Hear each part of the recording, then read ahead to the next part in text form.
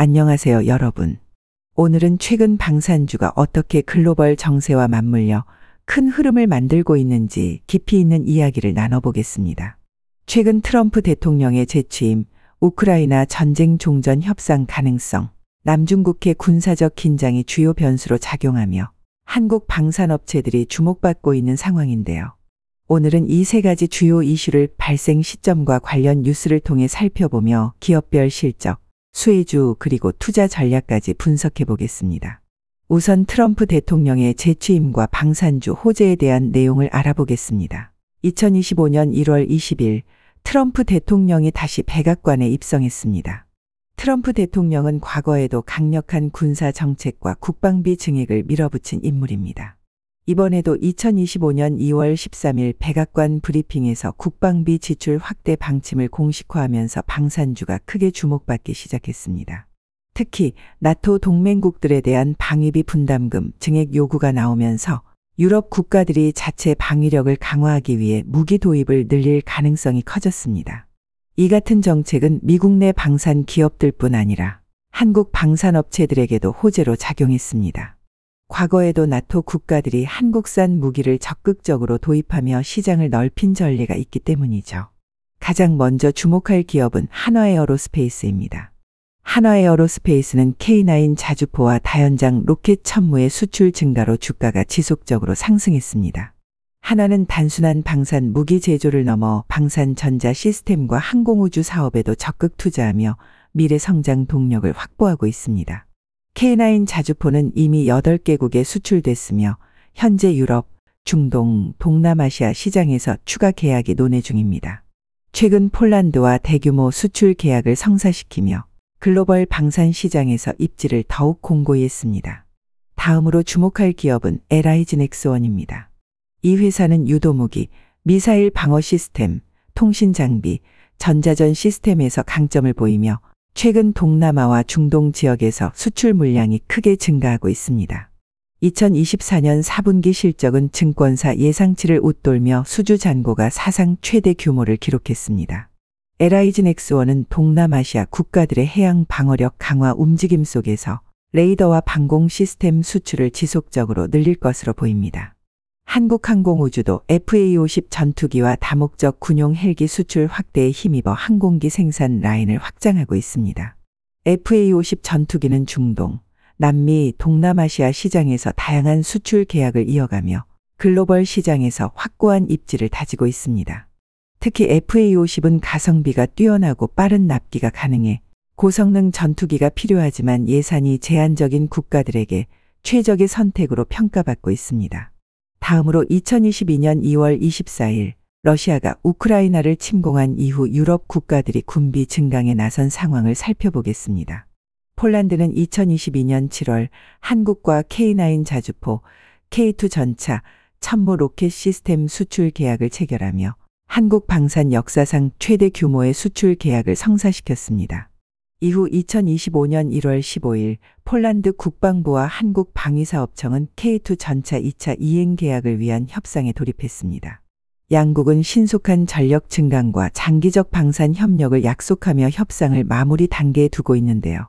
이날 협상 이후 폴란드 측 관계자는 K2 전차는 우수한 성능과 빠른 납기로 폴란드의 전력 강화에 큰 도움이 될 것이라고 평가했습니다. 같은 날 2025년 1월 15일자 동아일보 기사에서는 핀란드가 한국산 K9 자주포에 대한 성능의 높은 만족감을 표하며 위성 기술과의 협력 가능성까지 언급했습니다.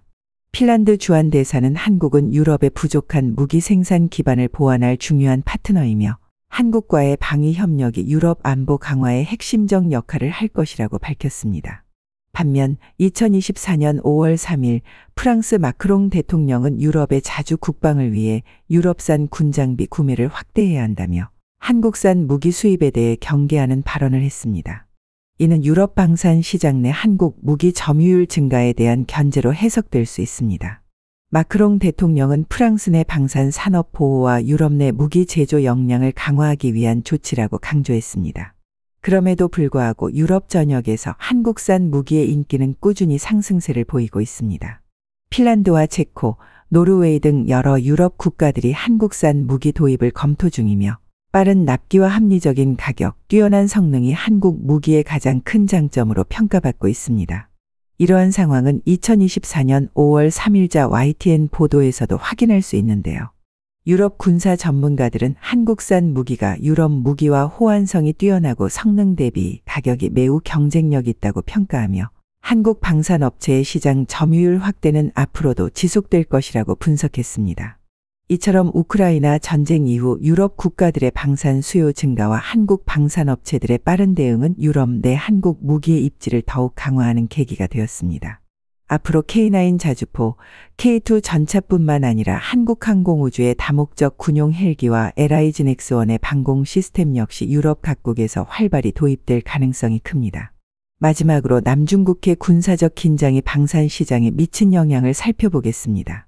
남중국해는 중국과 동남아시아 국가들 간의 영유권 분쟁이 끊이지 않는 지역입니다. 중국은 남중국해 약 90%에 대한 영유권을 주장하며 베트남, 필리핀, 말레이시아와의 군사적 긴장이 점점 고조되고 있는 상황입니다. 이런 가운데 2025년 2월 15일자 사우스차이나 모닝포스트 기사는 동남아시아 국가들이 중국산 무기를 대체할 새로운 공급처로 한국을 선택하고 있다고 보도했습니다. 특히 한국 무기가 가성비가 뛰어나고 서방 기준에 부합하면서도 정치적 부담이 적다는 점이 강점으로 꼽혔습니다. 필리핀은 이미 2014년 FA-50 전투기 12대를 도입하며 한국 무기의 성능을 확인한 바 있습니다. 2025년 1월 필리핀 국방부는 FA-50 전투기 12대를 추가로 구매하기 위한 협상에 돌입했습니다. 2028년까지 원해경비함 12척을 배치할 계획도 함께 발표했는데요. 이는 필리핀 해양 방위력 강화를 위한 핵심 사업으로 평가되고 있습니다. 필리핀 정부는 한국산 무기가 적시에 공급될 수 있다는 점과 신뢰성 높은 성능을 이유로 추가 도입을 결정했다고 밝혔습니다. 2025년 1월 20일 필리핀 타임스에서는 한국산 무기가 중국산 무기보다 유지보수 비용이 낮고 필리핀군의 작전 환경에 더 적합하다고 전했습니다. 베트남도 한국산 K9 자주포 도입 협상을 최종 마무리 단계에 두고 있으며 조만간 계약이 체결될 전망입니다. 베트남 국방부는 2025년 2월 10일 공식 발표에서 한국산 자주포는 서방 무기 체계와 호환성이 뛰어나고 러시아산 장비를 대체하는 데 매우 적합하다고 평가했습니다. 2025년 2월 11일 베트남 뉴스 통신사에 따르면 베트남군은 한국산 자주포의 기동력과 내구성을 높게 평가하며 전력 증강의 중요한 축으로 활용할 계획이라고 밝혔습니다. 이와 같은 선택은 정치적 부담이 적고 성능 대비 경제성이 뛰어난 한국산 무기가 동남아 시장에서 점점 더 영향력을 확대하고 있다는 것을 보여줍니다. 이처럼 남중국해 군사적 긴장 속에서 필리핀과 베트남을 비롯한 동남아시아 국가들이 한국산 무기를 선호하는 현상은 앞으로도 지속될 가능성이 큽니다. FA-50 전투기, 원해경비함, K9 자주포 같은 한국산 무기들은 동남아 해양과 지상 전력 강화의 핵심 장비로 자리 잡고 있으며 LIG 넥스원과 한국항공우주 등의 방산 기업이 수혜를 누릴 전망입니다. 이렇게 방산주는 최근 트럼프 대통령의 재취임, 우크라이나 전쟁 상황, 남중국해 군사적 긴장이라는 세 가지 주요 변수로 인해 꾸준히 주목받고 있는 섹터입니다. 하지만 방산주는 이슈에 따라 주가 변동성이 크기 때문에 전략적 접근이 필수입니다. 단기 전략으로는 이슈 발생 시 단기적 변동성을 활용한 매매 전략을 고려해 볼 수 있습니다. 트럼프 정책 강화나 국제 분쟁 소식은 단기적으로 강한 상승을 가져올 수 있습니다.